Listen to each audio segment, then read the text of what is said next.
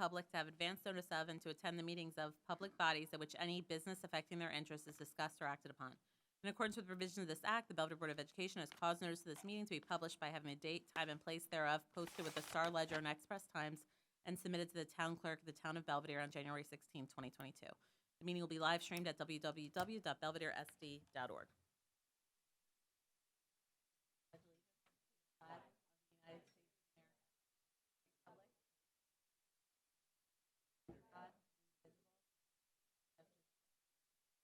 Okay, roll call. Mr. Ackerman? Mr. Blum? Mrs. Costantino? Dr. Zeppeth? Mrs. Duckworth? Mrs. Kennedy? Mrs. Scott? Yes. Mrs. Soroka? Here. Mrs. Stephan? Here. Mr. Ty? Mrs. Weidlich? Here. Mr. Scott? Okay, committee reports. We met instructional council on October 5th. We discussed, those notes did go out, I believe. We discussed policy updates and how they're going as far as cell phones, discipline, attendance, student attendance, tardies. All seem to be improving. We talked about the athletic eligibility and how that's going with a few kids having to sit out due to grades, but that more kids in general were on top of the grades because of that. Mr. Carabinas brought up the idea of video cameras in the classroom. It's just a very preemptive conversation that happened for the purpose of, we talked about the elementary school and how there have been a couple of times where having certain classrooms have it, and by having those classrooms there, it almost protected the teacher, as if a student were to say a teacher did something, say, inappropriate, you just go to the camera, and it protected the teacher in that case. One of my concerns was this is just a bigger conversation than that committee. It needs to be, I asked you to talk to other surrounding superintendents. It would have to be discussed with the Belvidere Education Association and, go further. But it was he explained his side of the benefits of cameras in classrooms. So he did bring that up. I did bring it up to the county superintendents. We had a meeting, I think it was 2 days after. There are no districts in the county that have cameras in the classroom. We talked about pre-K and how, although a great program, and it's very inclusive, that in some cases we're missing the preschool disability program and how we can possibly shuffle things around next year to give some more intensive therapies to students that need it. We talked about social media presence and increasing that a little bit more. We talked about a common 6 to 12 schedule next year and how that could help in general with staffing and being able to shuffle some things around to try to provide our students with some more programs. Open up maybe some new electives. We also, before I move on to sports ad hoc, which was also me, anything on there we want to discuss as far as instructional council? Just to mention, too, Mrs. Coe came in. She did a presentation on 8th grade. I'll call it 8th grade visitation overall, which she had put together quite a robust program, almost a full-year program of how we could potentially do a better job of bringing the students here in a positive way. So she spent probably about 15 minutes going through that plan. It was actually quite good. I would just say that was a 7th and 8th grade program because she wants to include the 7th grade from the sending district as well to kind of preemptively get them prior to them going into 8th grade.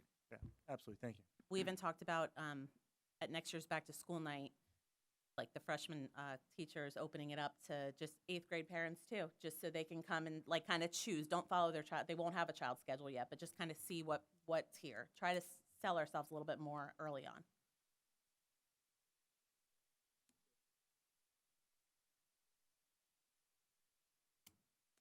Just more investigations. I'll jump in on that. I'll make it. There was a specific situation, and I'll try to dance around it just because of confidentiality. But Mr. Carabinas, he had a parent said that their child accused the teacher of patting their child down for a cell phone, and and it was one of the few rooms that Mr. Carabinas does have cameras. I think it was the old media center. And when he looked at the video, it was quite the opposite. Like the student was probably about as far away from me and Mrs. Weidlich, or that's probably a little bit of an exaggeration, but clearly across the table. Never even came in physical contact with the student. So it was very easy for him when he was speaking with the parent to even invite the parent in to come look at the video, but basically saying, I am looking at the video right now. Your accusation against the teacher is false, and it's proven in video. So that's why, and there was a situation that happened also probably about 5 years ago now too, with a aide that's since left that was accused of something similar. And again, by chance happened to be in one of the few areas where there was camera, and we're able to video prove that it did not happen. So the idea was more of it not, I know a lot of times when with cameras in a classroom, the perception could be that whether it's myself or one of the administrators will be just watching classrooms to make sure that, but it's not really that. We even talked about separate servers just so that if something did happen, there was an accusation, we can go back and video prove that it did not happen. Anything else came up in instructional council notes that we want to discuss further, or you have further questions about? Okay. The sports ad hoc committee, we ended up with just one item because we had such a big turnout. A lot of parents, community members came to our meeting talking about a Pop Warner program. I did send out those notes. It really has nothing to do with us as far as the board. It's just we offered them a venue to, we know we want to drive up our football numbers at the high school. How could we do that? We don't have a feeder program anymore. And it just was an open kind of meeting for them to get their ideas out. There is definite interest. They do have a plan. And now they're kind of taking it. Whatever direction they take it is kind of out of our hands, right? Yeah, I actually thought one of the positives was it was a very good crossover of, we'll say, the old guard and the new guard in Belvidere. Some of the parents that had that are now grandparents that have had children that played, whether it was either Wildcats or cheered, helping some of the younger parents trying to get those programs built back up. So I think that's where we played a solid role, is that we were able to help bridge the gap between those two different groups that want to work together. So overall, a very good meeting. Anything else on that? All right, and then curriculum. All right. I did share the notes with Chris, but it looks like he shared September's, not October's meeting. So I'll share them with you as well. But we did talk about the common schedule for either 6 to 12, the entire district, depending on how that would play out for the 23-24 school year. What would be needed? How would we adjust the start times so that we had maybe a universal start time for everyone? Just sort of playing the what-ifs kind of game for now. Also impacts on the contract. The actual prep time, making sure that we could kind of figure out a way to move through that, because it's not the same, depending on which building teachers currently work in. We also talked about the NJSLA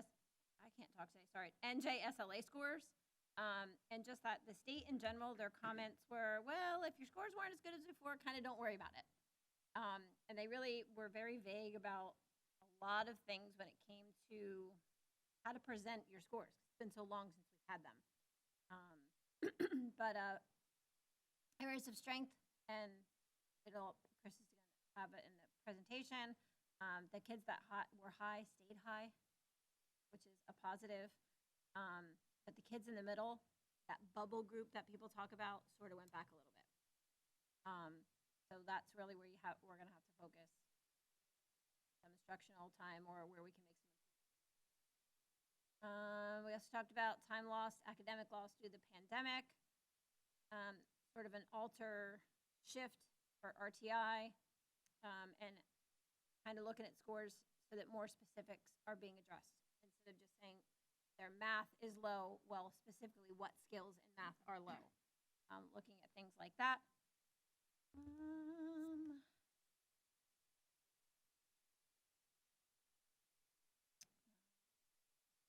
And then just how are we going to keep pushing kids towards those expectations of scoring 4s and 5s? And again, just looking at recovery as an ongoing process. It needs to be slow. It needs to be deliberate. And having the overall staff and administration kind of raise the bar. Don't keep asking those middle-of-the-road questions. Ask everybody those high-level questions, and let's push kids to that point. I do think the higher the bar you set, the more kids sort of lift themselves too sometimes. The only other thing we talked about was just that the administrators have definitely been in the classrooms more, and they're seeing a lot more staff and being out in the buildings more. They've been in a lot more classrooms, and they've already done a lot more observations. We also mentioned the data reports and the link it, and the teachers using those at conferences with parents to kind of really hone in on how parents can help their kids. And that was it.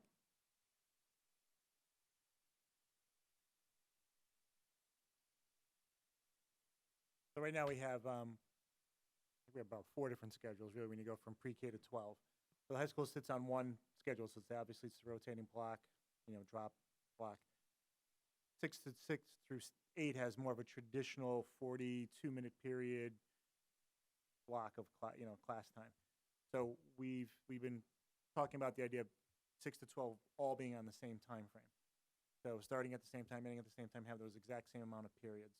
So that way, if let's say one of our phys ed teachers who teaches only high school now, might be able to go down and teach the 8th grade, or conversely, one of the math teachers who may be 6 to 12 certified that focuses on 6 and 7 can go up and help out in a high school class. More flexibility.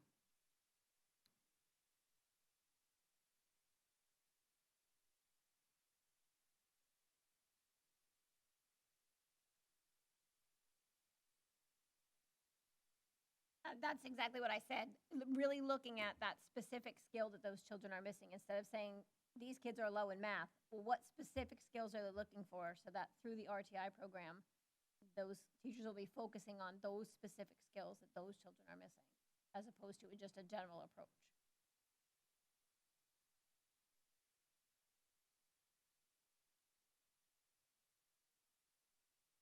No, it'd be centered on almost everyone, Michelle. I think this is probably more for the testing portion, but I'll go into it just real quick. Like, I think perception out there is that for what was lost time. First of all, I think when we look at some of our scores, not as much lost time as you might think, or lost pieces. But I think a lot of times there's the expectation that, okay, by June 30th this year, we'll have everybody caught up on grade level, right? You missed 2.5, let's just say 2.5 years of a COVID. So let's get them all caught up and let's pick June 30th as the date. I don't think it's that simple. I think you have to work towards it over a couple of years. But specifically, we've been looking at where we see our overall weaknesses first. And again, when you look at the data, it's pretty black and white. Like, we know for math, we are not good at fractions as an overall group. That being said, now targeting specific students, which I think your question goes to, we put in those academic coaches 2 years ago, more time with the academic coaches. I also think with our data that we have, we can really hone in on a specific student and where they really need the help. So we're almost going to get almost an individualized plan for almost every kid. But it does take time to go through all of those motions just to get through all that. I know Mrs. Weilich just mentioned real quick the RTI process. I know today in Ms. McKinney's staff meeting, she was talking about how to do that through the Linked platform. So those are just some, in 45 seconds, quick steps that we'll be moving towards.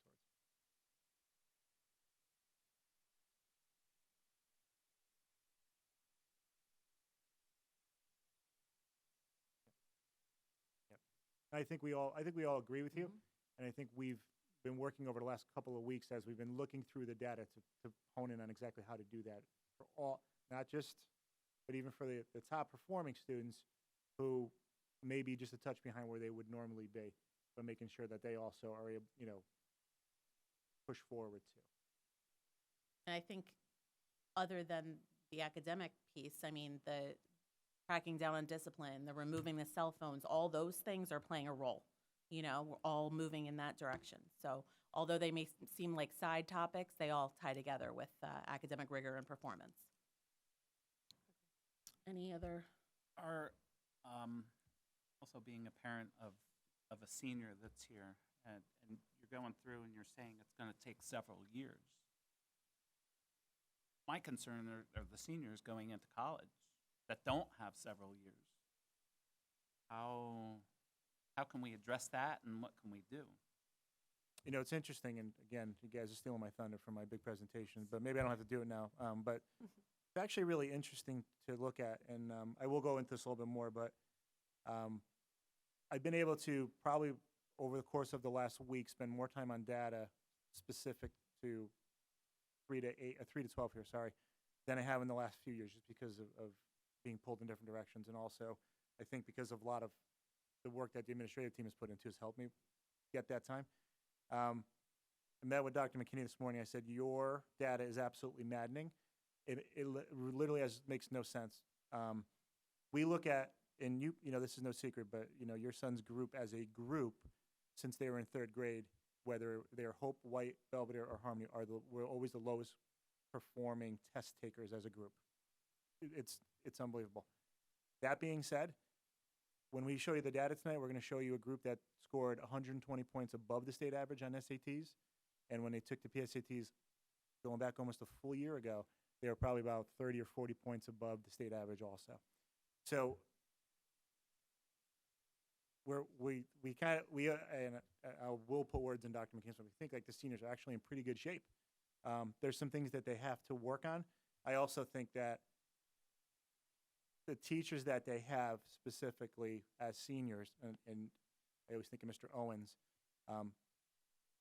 most of the students come back and tell you that they're prepared for college because of teachers like Mr. Owens. I think that our teachers that teach the seniors recognize that, and we'll make sure that they're ready to go. So that being said, as a parent, you see something that you think your son or friends of your son are lacking, we just let us know, and we'll put it in. Sorry. You know, where some of these students are going, they're not required to take those tests. Mhm. So how do you address, maybe you have the numbers on how many have taken it versus have not, Right. to see where that kind of falls as well. Yeah, we do. I mean, we have the exact number that, well, at least from the March and April test, we can tell you how many of the kids take it. The one thing that, again, you have older children too. I get the test optional idea, but most of your scholarship money comes from taking the SATs, and that's a lot of where it goes. So for those parents that choose the SAT optional, that's great, except for when you're looking for that scholarship money, that's where it's coming from. So. Any other discussion from the committee reports? So I know we're going to go into executive, but I see we have visitors. I didn't know if we want the visitors for the 7 o'clock part of the meeting, or I think very the glad you're visitors would there. be great right now. I think so, too. Because I think it would be a nice little welcome treat for everybody. So, Yes. Miss Ehouse, you want to jump in? I Hey, love Miss Byrne, this sorry, I shirt. see Miss Byrne back there, but she was covered up for a second.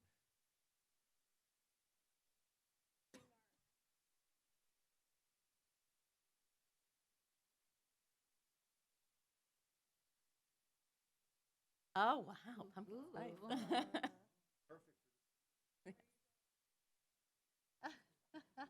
Perfect. Thank you. Got the T-shirts and everything. This is great. I love it. So awesome. Oh my God. I really hope you this very is something much. that's social media out there. This is fantastic. Oh. Mr. Carabinas, make sure you're taking pictures of this so we can put it out on social This is media. fantastic. Thanks.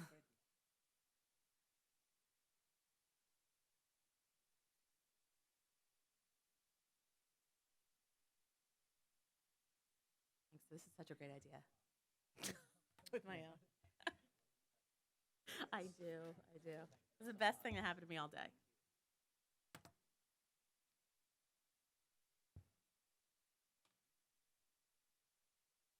It's delicious too.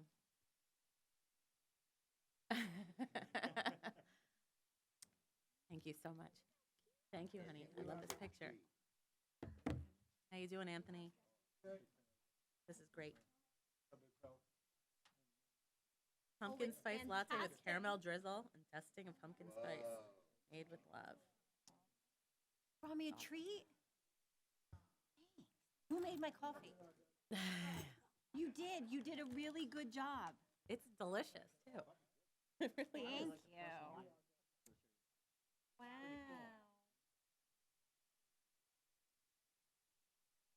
Thank you.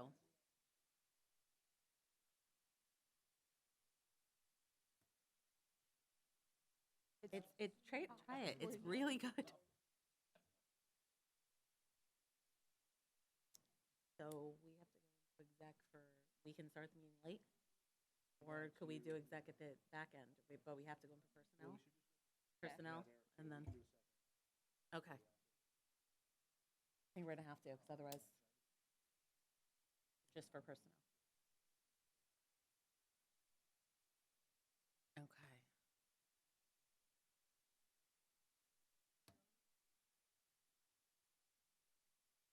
All right, Mrs. Ehas and class, what's the name of it?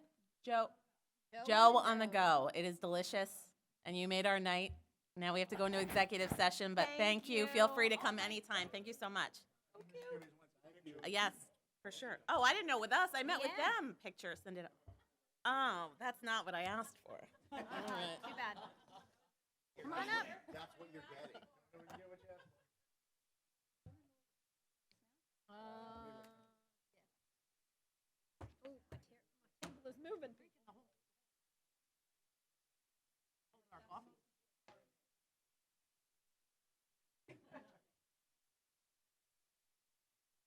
I'm gonna hold mine. I'm holding mine.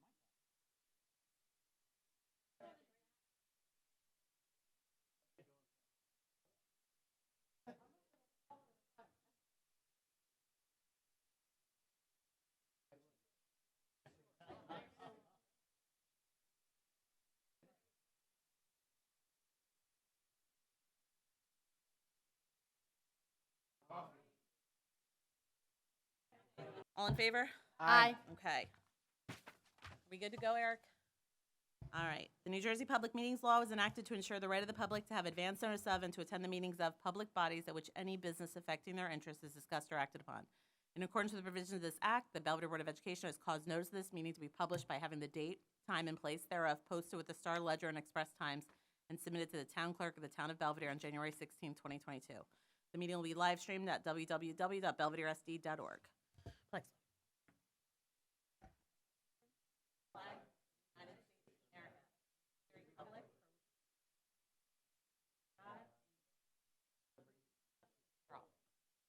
Okay, the mission of the Belvidere School District is to celebrate our past and empower our future while focusing on the four cornerstones of our district: tradition, excellence, academics, and community. We strive to build confidence and promote collaboration. We encourage an equal partnership with our students and staff as well as its community members.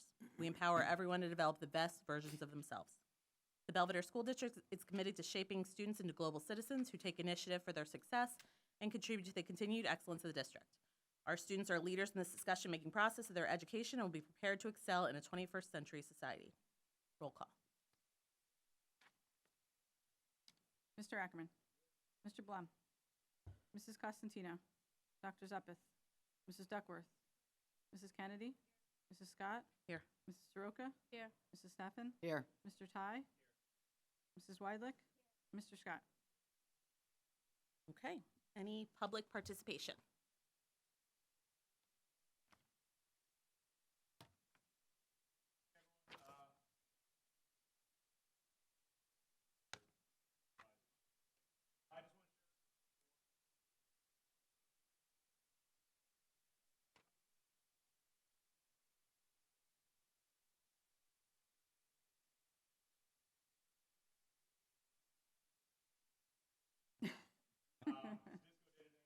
Of Country versus Country Club tomorrow, as well as our class colors on Friday. Of course, we have the assembly. Mr. Ty's son is one of our great nominees this year, so I'm looking forward to his skit. So we have in the auditorium for the first time since 2019. We'll have a traditional assembly again, so we're so glad to finally move past a lot of the COVID restrictions that have limited that the last 2 years. We had the pep rally on Friday, and then this year I was on a part of the committee with a bunch of teachers to make it more of a community event this year. So I want to invite you all to the parade, the homecoming parade, a tradition that was here in the late 80s through the 90s, early 2000s. Kicking off at 10 a.m. from the teacher's lot. We'll go down Oxford Street, around the park, back up Oxford Street, and end at the senior lot for our tailgating competition. So anyone in the public can attend that and participate with that. Boys soccer also has a game versus South Hunterdon that day at 11. And then, of course, we have the football game, which kicks off at 1 versus Roselle, followed by the dance at 6. So we got a lot going on, a lot of good stuff. like I said, just glad to be past the COVID restrictions. Our seniors were freshmen the last time we had a normal one, so anyone below has not had a normal homecoming experience, so we're glad for that. As NHS advisor, I do want to look forward to inviting you all to our induction ceremony on Wednesday, November the 2nd at 7 p.m. The induction will be held in the auditorium, so we got a lot of great new members of the society. We have 20 new members this year, so we're looking forward to that, as well as a reception afterwards. So just want to share, some of the good things going on this fall here at BHS. So, And we appreciate it. yes, of course. Have a good night. Thank you. Public participation?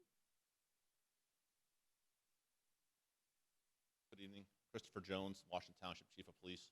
I just want to come tonight on behalf of the Warren County Police Chiefs Association, extend a gratitude to Mr. Karuba and the district for allowing the use of the 3rd Street Administration Office / former elementary school. After a couple of years of reprieve, we were able to begin training again, and it was quite an opportunity to allow us to use that facility. So once again, we just want to say thank you, and we look forward to working with you and the district in the future. Thank you. Thank you. Thank you. Any other public participation? Okay, correspondence? I don't think I have any. No? No. Okay. All right, superintendent's report. Mr. Duckworth, are you ready?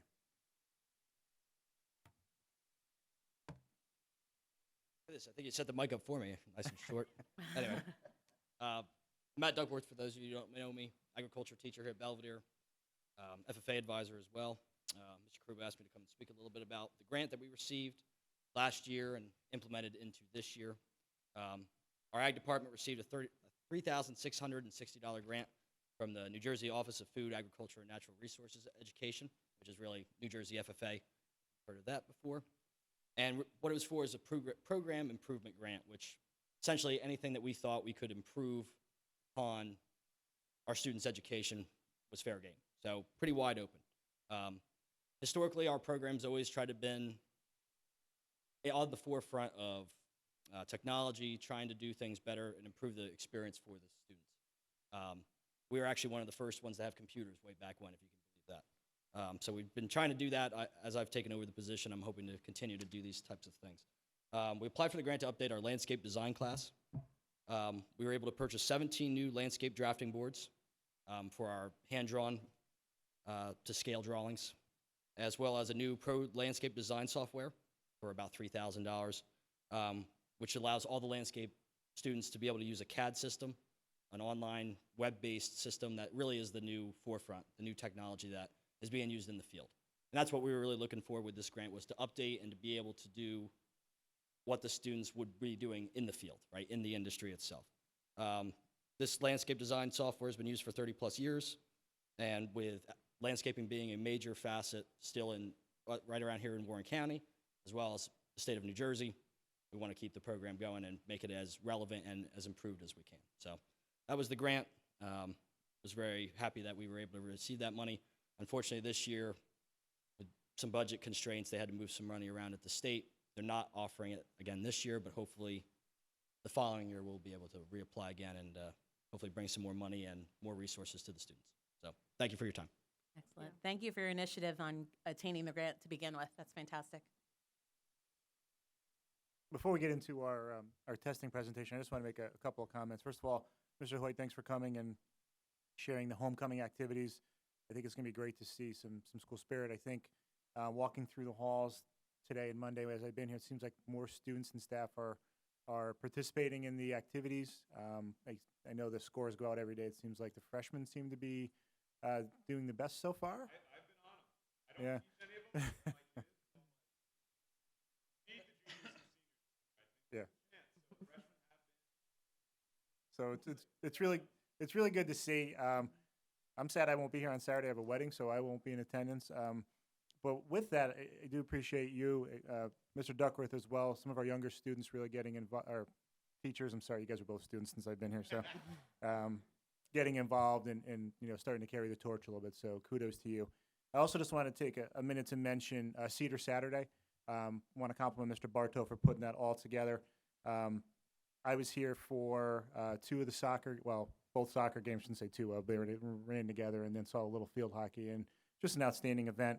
There were some pictures that were taken for Joel Ramirez, one of our students, and what he's going through. And I also want to compliment North Warren and their students and their coaches for participating in all the sports and even wearing the blue for Joel and just being a big part of that. I know there are arch rivals at times, but I think we're all part of a bigger community that's local, and it was just great to see. It was first of all, it was a perfect day for it. The weather was beautiful, minus a couple of fans getting a little bit out of control. We won't mention who that was. But we had a great day, and looking forward to seeing that again. And even I know Mr. Bartow and I were talking just about some ideas to even make it better for next year. So thanks for doing that and bringing some spirit back to the school, because I think it was well deserved. So now with that being said, I'm going to have Dr. McKinney come up. I'll stand up too, and we'll grab the microphone. And we'll go through the testing presentation.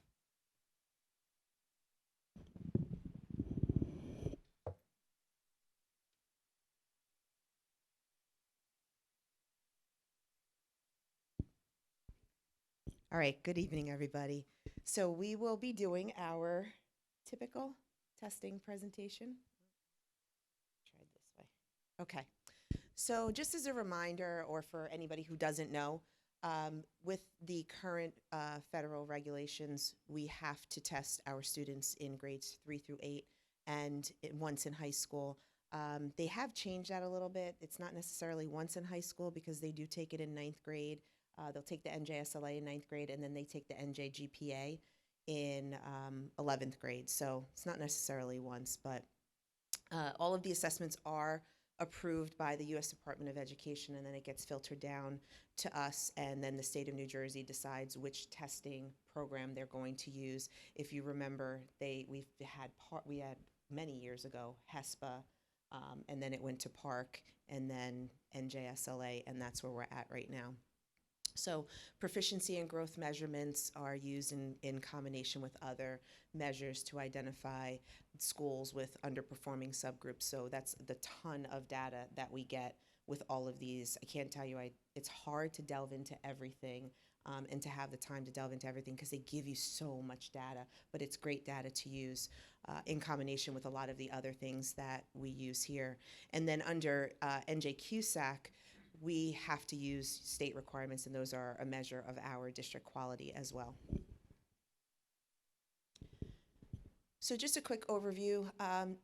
Obviously, we haven't had testing really since 2018-19, so not much has changed. I know this year many groups were trying to get the state to change the tests, the baseline scores because of COVID. They did not. Scores stayed the same. So as you can see here, I put the color scale. If you see your children's testing reports, you'll see that there is one of these purple colors in there based on their level. So it goes from 5 to 1, and then you can see the actual number ranges for those. So when Mr. Karuba was speaking about a 749 earlier, you can see that a 749 really is a level 3, but it's so close to that level 4, and those are the kids that we really want to get up there. And then just real quick, we put testing times up here. So grade 3 ELA, they test for 2.5 hours, and it's broken down. They don't do that 2.5 hours in one shot, and that's for all the grade levels. Actually, the state says that we can only do a certain number of testing blocks per grade level, so we do our testing schedule accordingly. ELA 4 to 8. And then math and grades 5 through 8, science, 3 hours each. And then science, grade 11, is 4 hours. High school is also, I did not put the high school. High school is also 3 hours as well for ELA. And math is the same, 3 hours at the high school. Okay, so we did start strong again. So this was another area where people were not very happy because the state said last year that they were only going to use Start Strong once because of COVID. And then they, surprise, brought it back to us for this year. And their rationale behind it was we have the data from last year, so now you can use this data from this year as well in conjunction with all of the other data that we receive from the other testing that we provide to our students. So you can see here for BHS, for ELA grade 9, they categorize them in 3 levels. So less support, some support, and strong support needed. So you can see our numbers here. ELA grade 9, we had 78 students. 39 of them needed less support, which was wonderful. 8 needed some support, and then you can see that 8 was sandwiched by the 31 for strong support. ELA grade 10, similar, 30 students needed less support, 17 some, and 25 strong support. In algebra, we had 62. You can see those numbers there. We pretty much anticipated that algebra was going to be that way. So that's obviously an area that we know that we need to work on with our students.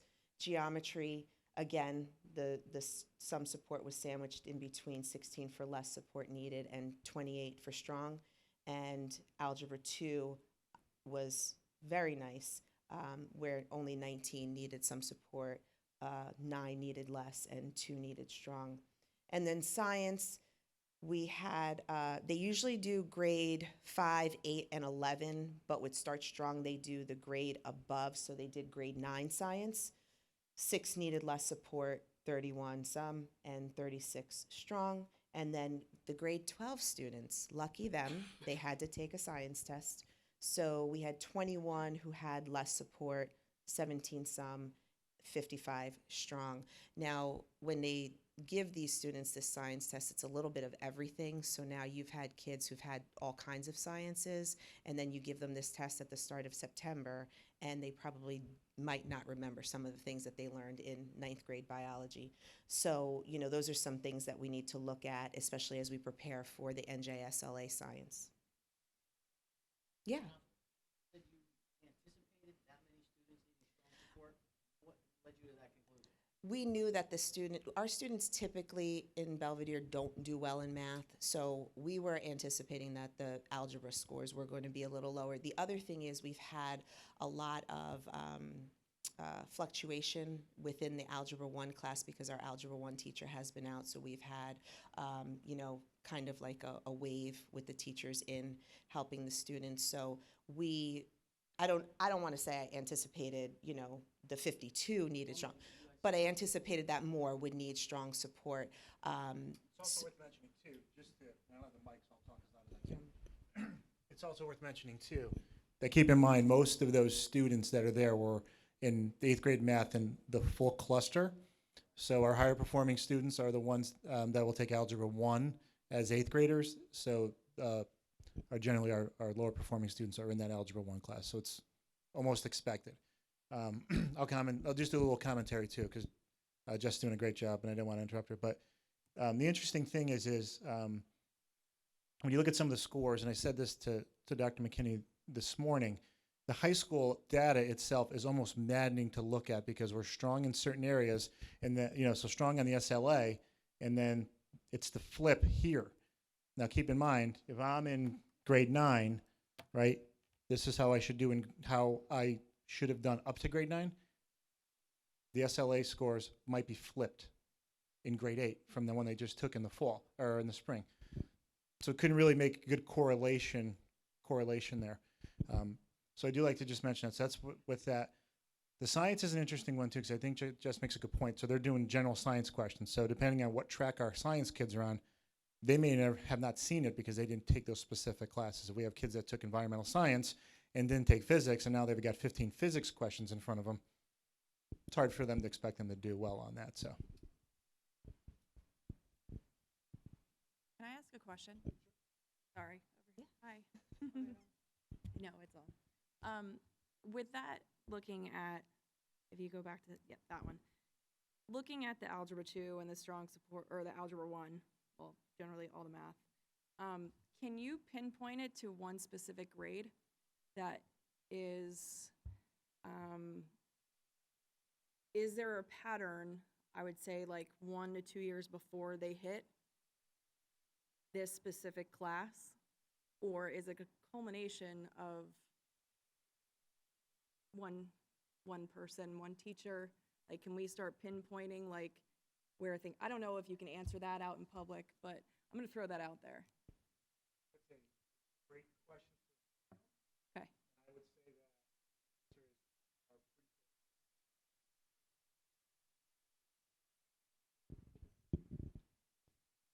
are Okay. And then here you have our BES scores for Start Strong. So grade 4 ELA, we had 21 students, 8 needed less support, 6 some, 7 strong. So it was pretty even across the board. Math, grade 4, same number of students, 6 needed less, 6 needed some, and 9 needed strong support. So I think it still goes to the fact that our kids need more support in the math area compared to the ELA. Grade 5, we had 9 with less support, 9 with some, and 7 strong support needed. But again, with the math, with the strong support, you have 6 with less, 5 with some, and then 14 with strong support. ELA, grade 6, 7 less support, 11 some, and 19 strong support. Math, grade 6, same students, 2 needed less support, 8 needed some, and 27. So, we do see that trend with the math. And those 6th graders took the science as well, and 7 needed less support, 9 needed some, and 21 needed strong support. And then you go to grade 7 ELA, 10s across the board for each of the areas. Same group of students for math, 3 needed less support, 11 needed some, and the last group, strong support, there were 16. And then our 8th grade students, 13 needed less support, 5 needed some, and 7 needed strong support.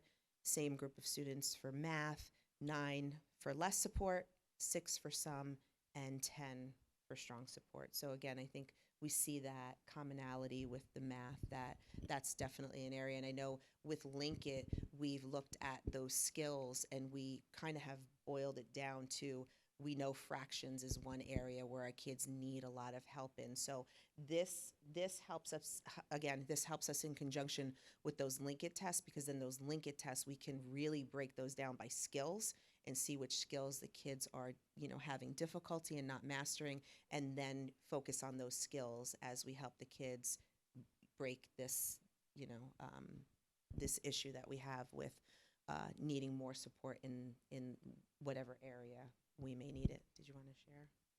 Oh, okay. Okay. So now we go to our NJ SLA ELA scores. So you'll see in the first column, we have what our scores were for Belvidere. Middle column is the overall state average score.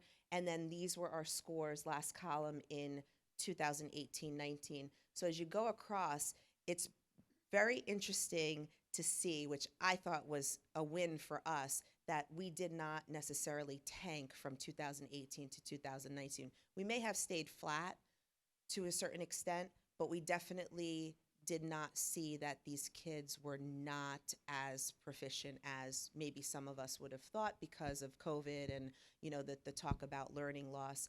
So you could see grade 3, the average was 732, grade 4 was 730, grade 5, 726, grade 6, 727, grade 7, 732, grade 8, 725, grade 9, 738, grade 10 did not. They do not take the NJSLA. And then grade 11 was 725. That one and grade 9, you could see those did have a bigger dip than the other grades, but it wasn't such a huge gap that I think a lot of people might have thought that we would have seen. So these scores correlate to the scores that I had shared at one of the first slides with the different color purples that will tell you where they fall. And again, 750 and above starts that level 4, and then obviously up to level 5, which is where we really want to get our kids to. Want to say anything? Okay, and math. I have a Yeah. question. Yeah. The one before, so we're obviously below state on every grade, and we can see that we did go down. Were we far with state on 18, 19, or were we below state as well? Okay. All right, and our math scores for NJSLA, again, you have your 3 columns. 2018-19 will show you what we averaged back then compared to where we are now. And as you can see, very similar compared to what we did back in 2018. Geometry went up a point, and it, again, Algebra 2, it looks like, Algebra 1, I'm sorry, it looks like that was the one that had the bigger dip. Grade 6 went up from 2018-19 as well, as did grade 4. So those are some, positive things that we could definitely look at. Algebra 2, again, the higher level, higher grades did not take the NJSLA. Any questions on that one?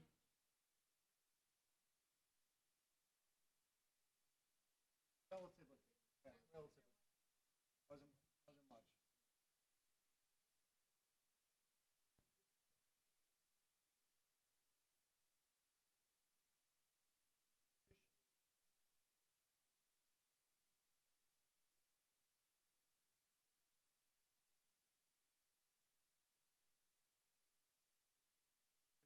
Say the initial, Bob, are you talking, Mr. Lumpkin?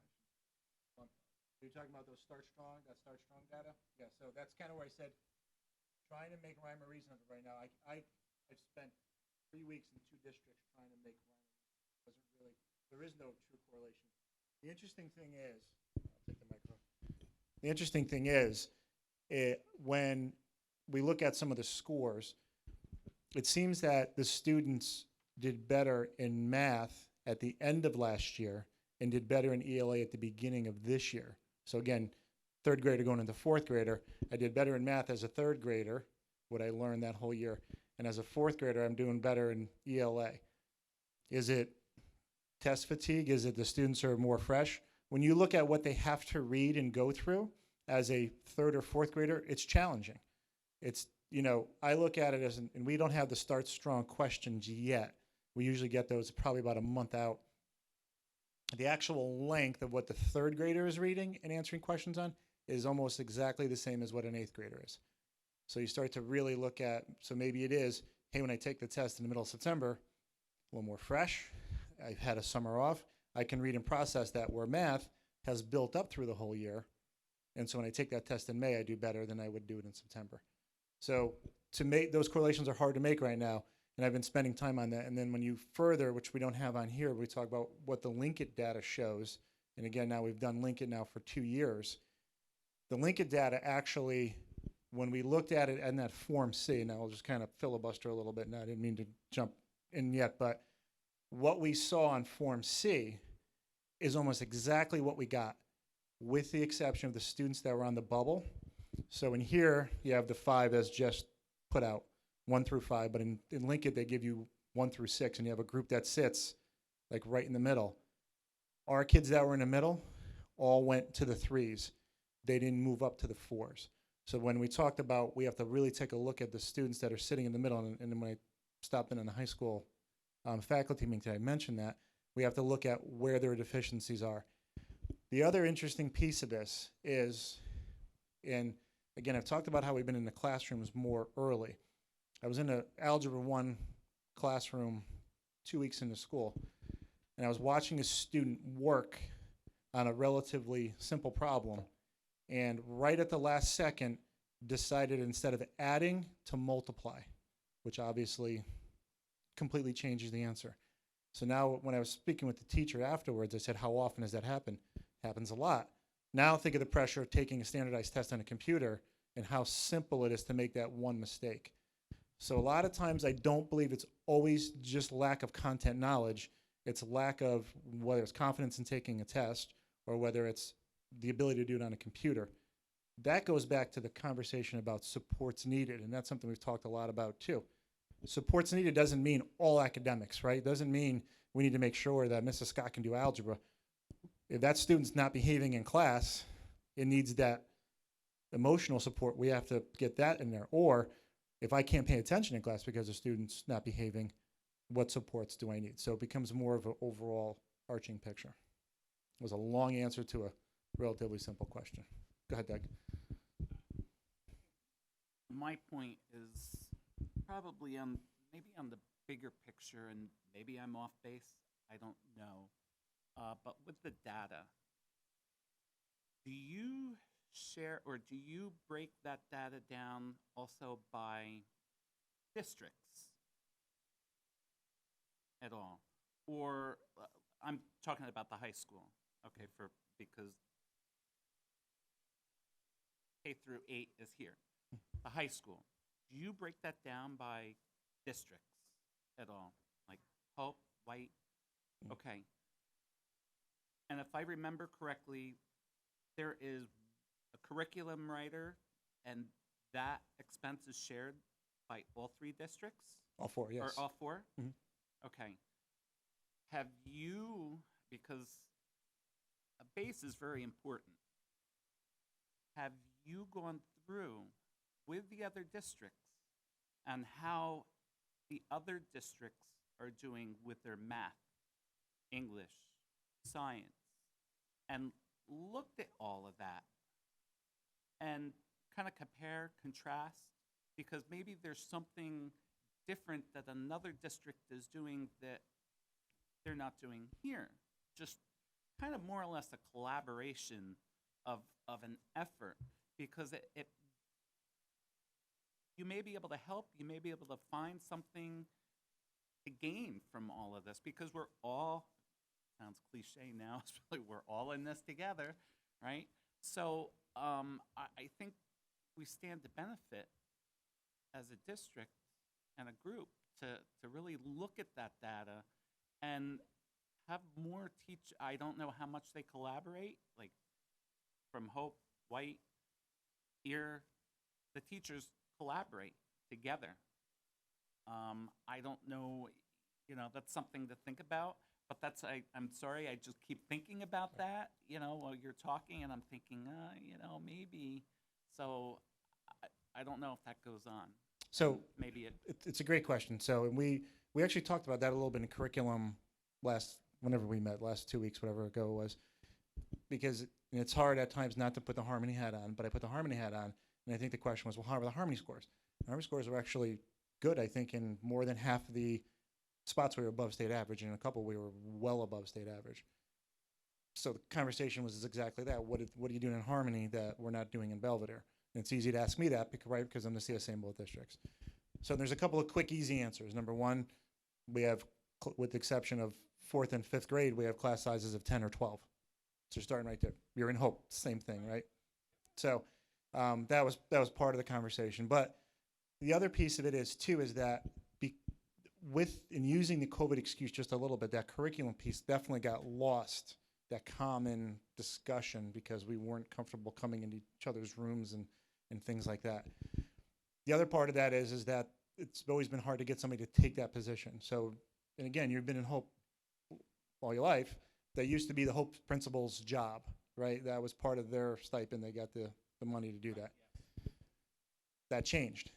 And then it sort of revolved around.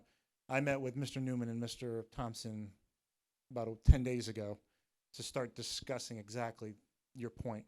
And we decided that we need to find somebody who's committed to doing that, someone who has a curriculum background, somebody who likes doing it, that can do exactly what you're saying. Get a group of teachers, whether it's all the 8th grade math teachers or 7th grade math teachers, in the room together and have those conversations. What do you guys see in White? What do you see in Hope? What's working? And that kind of it. And I think that's someone that's right out. We're on the doorstep of that right now, because we finally not that we ever disagreed about it, but just now how to move forward with it was a better thing. So I think your point is well taken. And we have done that in the past, where we're breaking down specifically the SAT scores. So, and I know the last time we did it, actually the Belvidere kids did really well on the SATs. So it just seemed like it just took a long time for them to get there. But when they finally got there, they did well. So again, another long-winded answer. So, okay. Anything else before I turn the microphone back over to Jess? Okay, so here we have our AP scores from last year, and you can see the number of exams that were taken, the average score, and then here you have the percent of exams with scores of 3 or higher. Obviously, we want our kids to get a 3 or higher. Most colleges will accept a 3. Some are very tough and will only take a 4 or a 5. So we obviously want our kids to achieve at least a 3 or higher. And you can see that we've had a couple of classes that their average score was quite lower than what we had anticipated or had hoped for. Mainly, you're looking at biology, calculus, and then your Spanish, statistics, and then the U.S. history. And a lot of different factors can come into play with that. It's another high stakes test, very intimidating for some kids, although they prep the entire year for it. But you sit in front of that test when the time comes, and it's intense. It's, you know, you sit there, you're in a room. Actually, they go to 3rd Street, you know, and this is what you're doing for the next 3.5 hours. So although they do prep a lot, our teachers do a really good job. They even give them a practice test day here at the high school. It's much different when you get and sit in front of that computer screen or that paper and pencil. But, you know, our kids do put forth a lot of effort. It's a shame that their test scores don't necessarily reflect that. Any questions on AP scores? And then here's our 5-year summary. I like this one a lot better because it actually shows you over the last 5 years that in 2022, we had a higher percentage of our students compared to last year with a score of 3 or higher. So it was really nice to see we had 57 students. Of the 57 students, they took 96 exams. Like, our kids are amazing. We have kids who take 3, 4. Some of them, there are kids that take 5 AP exams. So I don't envy them at all. It's a lot of hard work, a lot of effort that they put in, but you have 57 of them, and there were 35 with scores of 3 or higher. So it's a nice statistics to see for our kids, and hopefully we'll just continue to see that trend go upward. And then here's the SAT that Mr. Karuba was speaking about. We do offer it in school. We made that change a few years ago because the discussion was the kids will feel more comfortable taking their SAT here at a school that they go to every day. Now, that's not to say that they don't, other SAT occasions, they go to other schools to take them, because obviously they should take them more than once.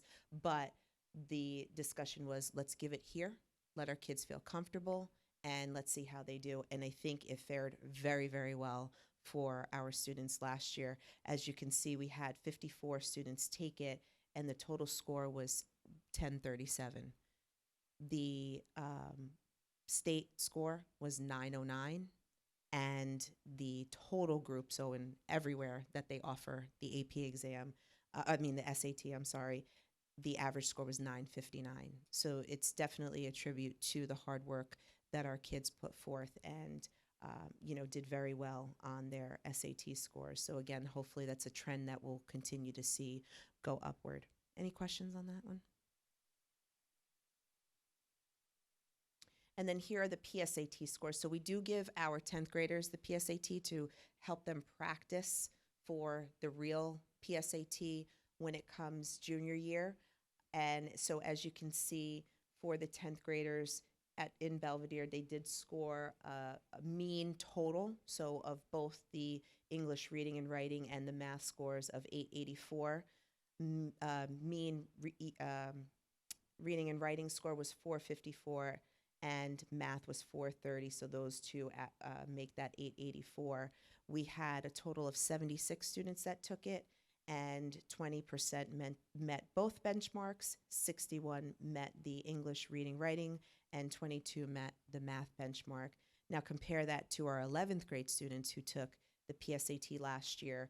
We had 44 students take it, and you can see that their mean total average was above the New Jersey score and 4 points above the national score. So kudos to them as well. So their mean English reading writing was 519, and their mean math was 478.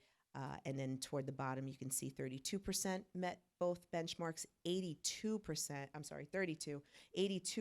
met their English reading writing, and 34 met their math benchmark.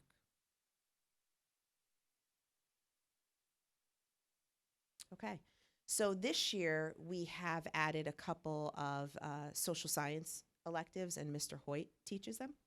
So we have Modern World History through Entertainment, which is a half-year course, Modern American History through Entertainment, which is also a semester course, Abnormal and Clinical Psychology, Clinical and Forensic Psychology, and Sports Analytics and Business. And I have to tell you that the abnormal clinical and the criminal forensic science class, I don't think there's a seat left in that class. They are packed, which is wonderful because it shows that it definitely is an interest of our students. And Mr. Blum graciously put us in contact with someone that he knows from, I forgot the university that he teaches, John Jay? John Jay. In New York, and he is actually going to come and meet with Mr. Hoyt's criminal psychology class and possibly Mrs. Chavon's forensic science class, and just give them some, real life stuff about what the job entails. So we're looking forward to that. So thank you for that, Mr. Blum. But these courses are very popular for our kids, and we're really happy that we were able to add some electives that they could take. One of the wonderful things that I just want to add on to this is we usually have very high numbers in our study halls, and this year our study hall numbers are very low, and it's attributable to the fact that we were able to add electives. And I know it's a big discussion that we're always having in curriculum, is adding more electives for our students. So we want to continue doing that, get them out of these study halls and put them in classes that they actually enjoy. So some of the supports that we have for our BHS students, especially with the ones that are struggling, whether it's academically, behaviorally, we have our response to intervention, which is a multi-tier system of supports. We have an RTI committee and academic coaches that will be paired up with kids to assist them. And it's a wonderful program. I think we've had it for 3 years now, and each year we try to make it a little bit better, learning from the previous year. Our counselors are just wonderful. They're the go-tos, and they're the ones that kind of set up the academic coaches for our students, so that way we don't have to wait till our next meeting to get something set up for the kids. We get them with an academic coach. Then when we meet, we discuss other things that we can put in place for them, and we bring that academic coach in to have that conversation with us as well. We have our, right here in the media center, we have tutoring. It happens during lunch. So Mrs. Bader will set up tutoring. We have our NHS students and other groups that will offer to tutor students, and then they can come here during lunch to do so. Again, our peer support center, same thing, here in the media center. And we do have our teachers available during lunch a couple of times a week for 15 minutes to meet with the students. One of the other things that we are looking to do is Mrs. Adamczyk in probably about a month will be available to work with students during an open period. So, and that's wonderful because she's one of our math teachers. So for the students that are having difficulty in math, she can start pulling them and working with them on areas that they're having difficulty. She's well versed in Linkit as well, so she'll be able to pull up the Linkit data and see what skills those students are having difficulty in and kind of hone in on those skills with them. So we're looking forward to that. All right. And then in BES, there is again, RTI. We've got academic and behavior coaches, PICA-PAC, character education. I apologize, I can't explain this stuff. Mr. Carabinas can. 4 to 5, they have targeted skills, which they focus on those skills that the students are having difficulty with. Again, RTI, same thing, PICA-PAC, character education. In grades 6 through 8, they have their ELA and math labs, again, where they're focusing on those specific areas to help them master the skills and the concepts that they need. They have personal finance, computer science, study skills, and second step character education. And I think that's it. All right. Can I ask a question? Has the personal finance course been updated? Are you guys still using VHS? No, we don't use VHS for anything at this point. Okay. So, Mr. Carabinas, personal finance in the middle school.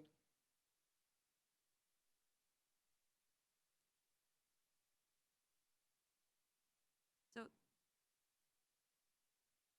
the only reason why I'm asking is, so when Evan took it, there was a piece there that on budgeting, and it was more than 15 years old.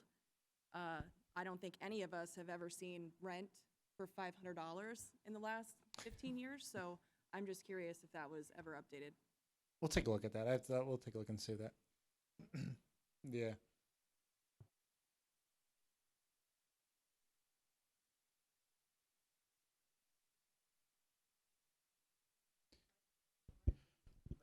A lot of people would sign up for that.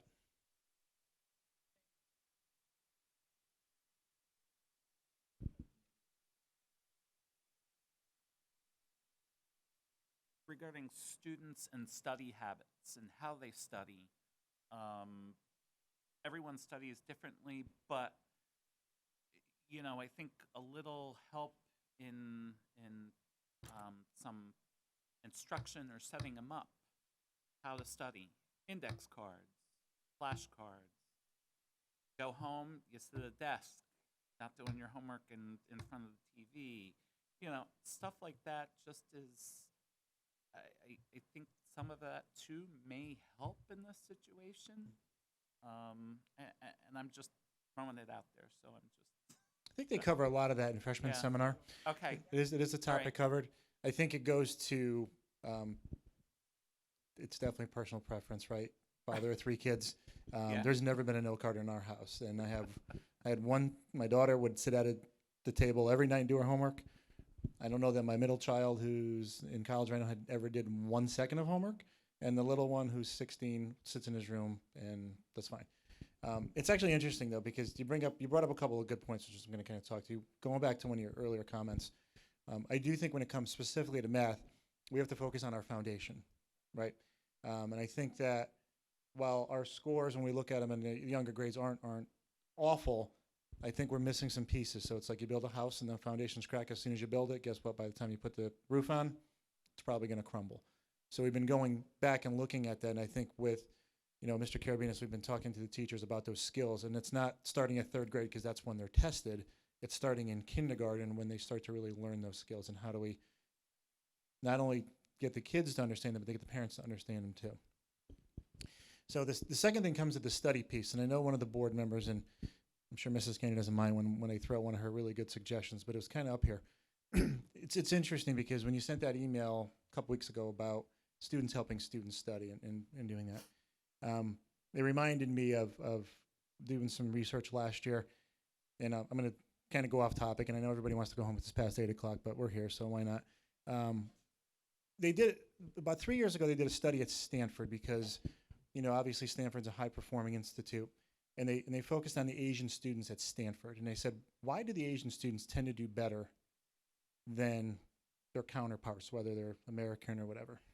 And they found that the majority of the Asian students, specifically the Chinese, when they take a specific class, so if they take advanced calculus as a freshman, as sophomores, those same kids now teach their counterparts as freshmen. And they're, not only am I going to class and learning it, but I'm also learning it from my friends. And I think that has a huge, huge impact on the way they learn. So if I'm in an advanced class, or even in a regular class, and I'm not understanding what the teacher's saying, but when my best friend tells me it, or a good friend of mine, or someone I know can explain it, it helps. And that's like, they have statistics on that. It's great. And I think looking at what we're doing, I think we need more of that. We need more of our honor society students and more of our, even our non-honor society students that maybe can master a subject working with our other students.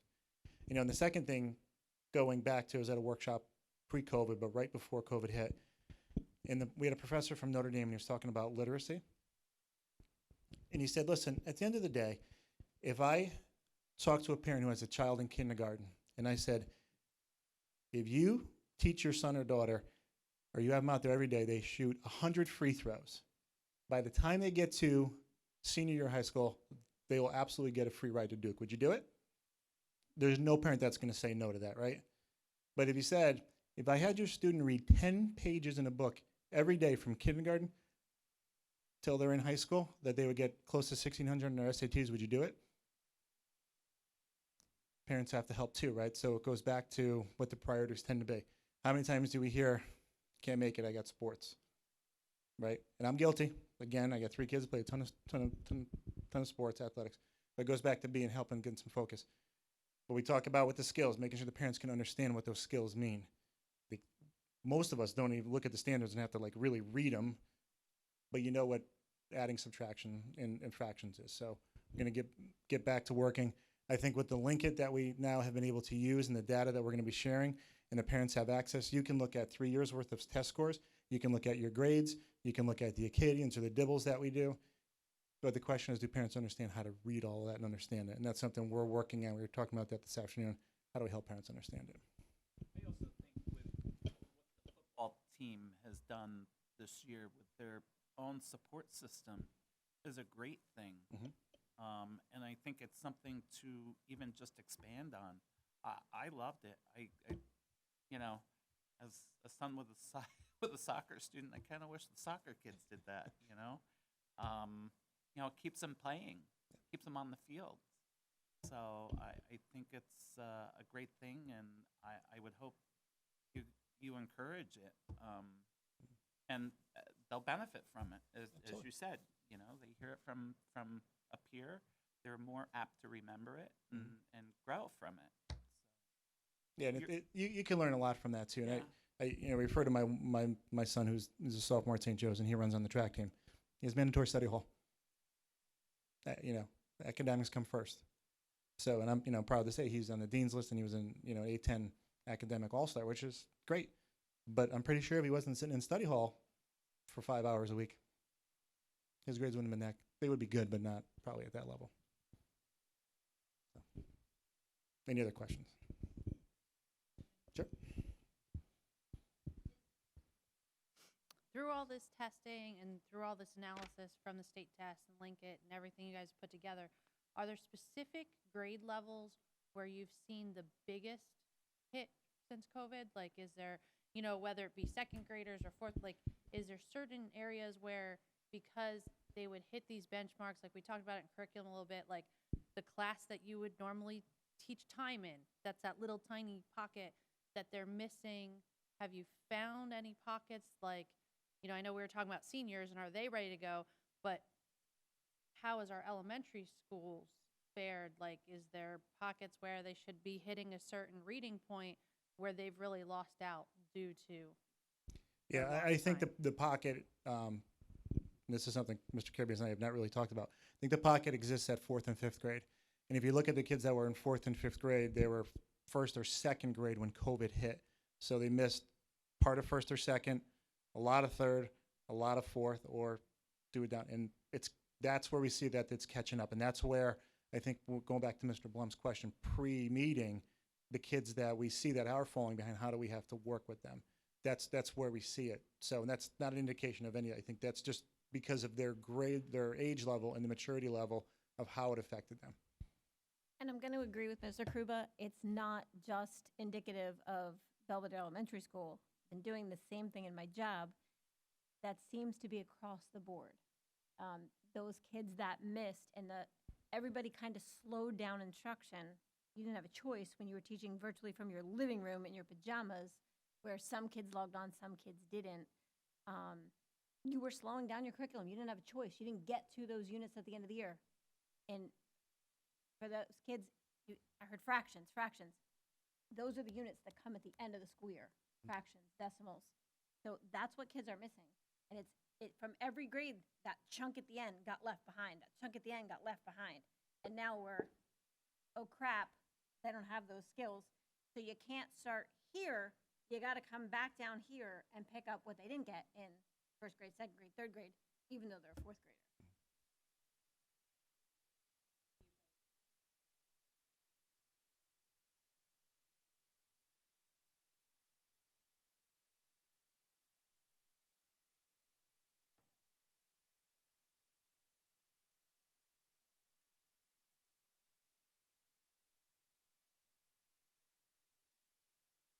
Well, I wasn't asking like in the score. I was asking just in general, like where are our needs post-COVID? I wasn't comparing anything to scores because really, frankly, I'm more worried about how our kids are performing than what a test says. But I was asking more like where have we been able to identify those kids? Because I'm thinking, like she's saying, good point is at the end of that class, you might be those 2 months be learning something that's a core that you're going to use for the next 5 years to based on. So that was my question. Whereas, were there those core things that we're missing? Like, even the fact that you have kids that are 4th and 5th graders who've never taken a computerized state test, and now all of a sudden they are. Like, how much has that hurt those kids? I know when it went online in 3rd grade for the first time, my son was taking it for the very first time. They had very little computer experience at all, and then the computers weren't working, and the kids' minds were, like, blown for that year. So, like, when you compare all that stuff, I was just wondering if that happened to some of these kids, even just changing curriculums on these kids over the years. Like some of these kids are in high school now have had how many different curriculums where it went from you learned this by this grade, and now all of a sudden this is something you should have learned 2 years ago, but catch up. So I was wondering how big of a hit certain grades may have taken because they didn't get those core things they really needed. So that was my biggest question. Any other comments on NJSLA or the state testing? Thank you. All right. Motion to approve policy items, numbers 1 through 12, I believe. So move. Second, discussion? I had a question. I emailed Chris, and I know that in the past you had on number 2, the high school student representative to the Board of Education, which I do think is a great idea. I know that you had mentioned a student government member, which is awesome. I'm just wondering how we're going to move that along our timeline. Yeah, so I'll meet with student government advisor later this week, and we'll have that person get a kid, I don't want to say kid, student come back on. I know for the first few years I was here as either principal or superintendent, we did have someone that came to every meeting, so I'll make sure that that's, won't promise you November, but by December. Okay. Any other questions, comments on policy items?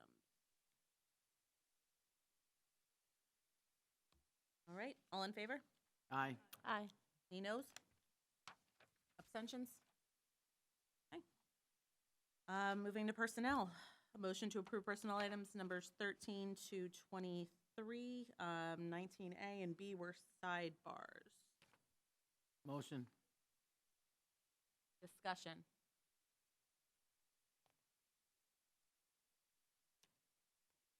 Roll call. Mr. Ackerman? Mr. Blum? Mrs. Duckworth? Yes. Mrs. Kennedy? Mrs. Scott? Yes. Mrs. Soroka? Yes. Mrs. Stefan? Yes. Mr. Ty? Mrs. Weidlich? Yes. Mr. Scott? All right, moving to business. Motion to approve business items, I think it's 24 to 29. Motion? Motion. Second. Any discussion?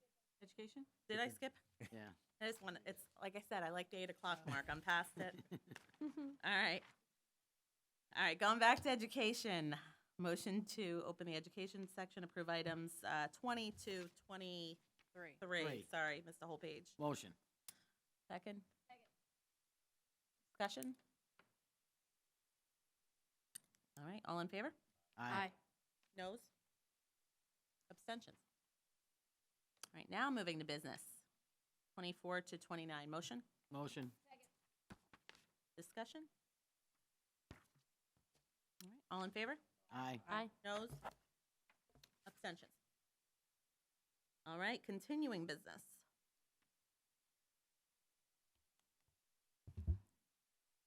So I just wanted to address something from last meeting. We had somebody stand up who was a previous sitting board member, actually brought my family into a discussion trying to solidify her argument as to why the school should offer turf fields, a higher education, and quote, the ex-mayor's grandson was pulled from the district because they saw the writing on the wall. Well, that grandson is my son, and I wanted to address it directly.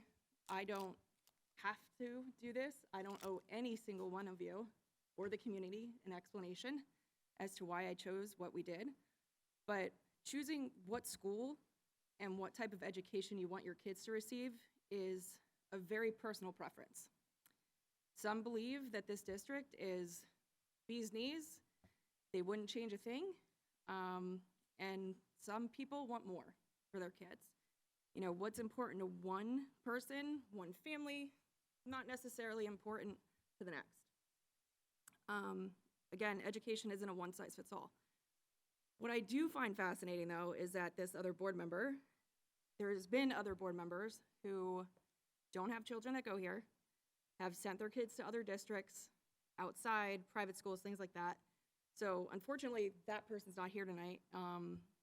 But my question back to her is, what was your intent in singling out my family and my son? and I would love an explanation on that. My door is always open for coffee and conversation, but this person has sat on this board alongside of a few of you long-standing members, people who have all had ample opportunity to turn the school district around when they saw a downside trend, and it didn't happen. So the writing on the wall has been around since my son's been 2 years old, and I have sold real estate. People are not moving or sending their kids here into the district because of lack of education. Scores reflect that on every single major real estate website as well as educational websites. Nothing on our school website reflects the strengths that we possess. And I think there's a lot of us here who have said that time and time again.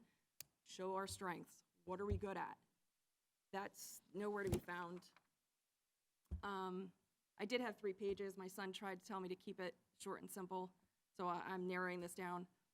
But, you know, at the end of my son's 4th grade year, where he was, his gifted and talented teacher pulled us aside, and she had a very candid conversation with us saying, we have him until the 6th grade. You're more than likely going to lose him between 7th and 8th grade in public school because no one will be able to keep up with him. He gets bored if you're not engaging him, and in high school, you are going to have to pull him and put him into a very well-rounded, educationally vigorous program. Otherwise, he's gonna be bored. And so for us, it's not a new discussion. It wasn't like, oh, overnight. No. When it came time to pulling this trigger for him, he was begging to leave because of what happened over the last 2 years here at Belvidere. I'm not gonna go through that. There's a whole list, some good, some bad. But what I did witness here, to summarize, is I witnessed his lack of motivation and his spark in actually wanting to learn. And it is his words that if the teachers don't care, why should I? That's a problem. So I think every single one of us sitting here, we either can continue to look the other way, which I don't believe that we are. I have to say, out of all of the years that I've been coming to board meetings, this is probably the first year that I've seen an actual spark back in this administration. And I think it's because of the group where we are right now that is finally holding every single person accountable. And I hope that we continue to keep fulfilling the mission, vision, and values to Belvidere's full potential. So I hope that this spark will trickle down. And, you know, I could have come out here swinging, but this year you've really stepped up. So unfortunately, though, for us, this spark, not in time for my son to continue here. And I think moving forward, it's going to take time to really fix things because there is a lot to be fixed. There's a lot of things that have been put on the back burner for years. And if we don't do it now, I put a timeline on it, and it coincides with what's happening with town council and with this town in general. If we do not take a huge stance right now financially, academically, athletically, we have about 2.5 years before something major just implodes. So that's it. Thank you. I appreciate you not engaging last meeting and just, you know, taking some time to think about it. And I think your points are very well taken. Thank you. Anybody else? Continuing business. I have a continuing business. One thing is with the website, again, you know, just our communication stuff. One thing that I've noticed is we need to update some of our stuff, like staff members that aren't no longer staff members, and put our new ones on so that they can be recognized when you go to look up a picture of a staff member or their contacts. They're not easily found, some of them. So as far as that goes, I think that'd be a good step in trying to increase our communication and our availability doing that. Any other continuing business?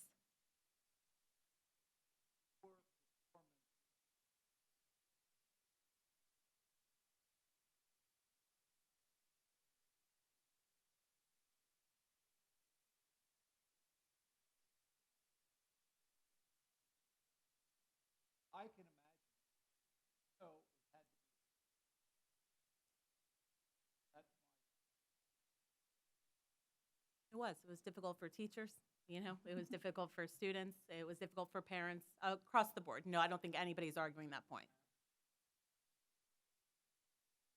Oh, absolutely. Absolutely. Anybody else? All right, new business.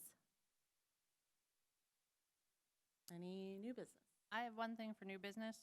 Well, first off, it's kind of twofolded. The instructional council and the staff collaborations, I think, are awesome. Kudos to everybody who stepped up and is trying to be a part of a group to come together, and the spark that I've seen, it's awesome. Thank you so much for everybody who stepped up, staff, administration, board members, everything. And then we also talked about at curriculum the other night, like all these things we've talked about tonight, how to support our students and our teachers, and how to offer new things, and the talk about the new scheduling possibly that we could come up with. So my question at the end of that was to move into budget time. I know in the short time I've been here, I learned that's to talk about now, not in April. So I'm going to bring it up now to everybody, is with offering some of these new things, and even the talk about could we offer some smaller class sizes for those classes who really need it, is space. So if we have to look at space and creating more, whether that be the thing of 3rd Street that we have all batted around multiple times and the expense of that, I think it's just something we need to look at now, because I'd hate to get to the point where all the pieces come together and we can offer so much more for our students and our staff be able to give our students so much and not have space, and knowing the numbers coming in already for the looking of preschools and stuff and those additional classes that could be in the next 2 years, I'd hate for us not to talk about it and look at the budget as part of that. We actually just kicked that around in finance, which is why we were late coming into this meeting. So I would suspect that between now and November, we'll have a little more clear of an answer for you on that one. Okay, just wanted to bring it up so that we're all on the same thought of that, because I just hate for that to be the kibosh if all your hard work ended up with no, because there's no budget.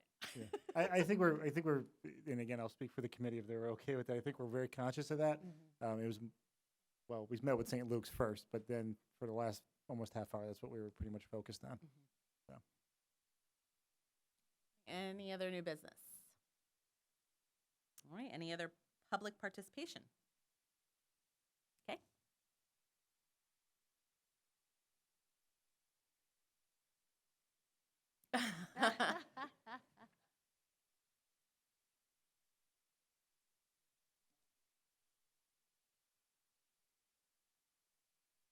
For, I don't know, the town is looking for a large grant, and part of the requirements is to get support from the community, and you are very gracious in giving me that letter. Thank you very much. I appreciate that. If I can help you in any way, always count on me. That's number one. Number two, thank you for your comments about the school and things. That was clear and concise, and appreciated. And to the school board in general, you made a good observation before about why not look at other schools and see what they're doing right, and that's right on. We're not reinventing something here. Some people know how to do it, but I challenge the school board. It's not just the administration's responsibility to do that. You're the governing body of this organization, and you need to form your own little group. And you need to go to Elizabeth High School and ask them why they're one of the top 10 schools in the state of New Jersey. And you need to go to Hillsborough High School and ask them why they're one of the top schools in New Jersey. And then if you haven't heard enough, then you can go to West Windsor, Plainsboro, and ask them. But some people might say, well, that could be just because of the level of affluence there. I don't know if that's true or not. But I think you'll find a lot of good information by doing that and asking your counterparts, and you'll get information at a different level and of a different type than the academics are going to get. And I think that would be important to make a difference here. So I challenge you to set up that your own little subgroup and do that study and take some proactive leadership in what's going on, not just directive leadership. Thank you very much. Thank you. Any other public participation? All right, so I would ask for a motion to adjourn, but I actually have to ask for a motion to go into executive for what we couldn't finish in the 6:30 half hour on cybersecurity. Motion? So move. Okay. All in favor? Aye. Sorry. Motion made to go to executive for Personnel Committee on cyber security discussion. Any discussion held by the board which not remain confidential will be made public as soon as practicable. Minutes of the executive session will not be disclosed until the need for confidentiality no longer exists. The board will reconvene in public session at the conclusion of the closed session in approximately 15, 20 minutes. We'll see. No action will be taken.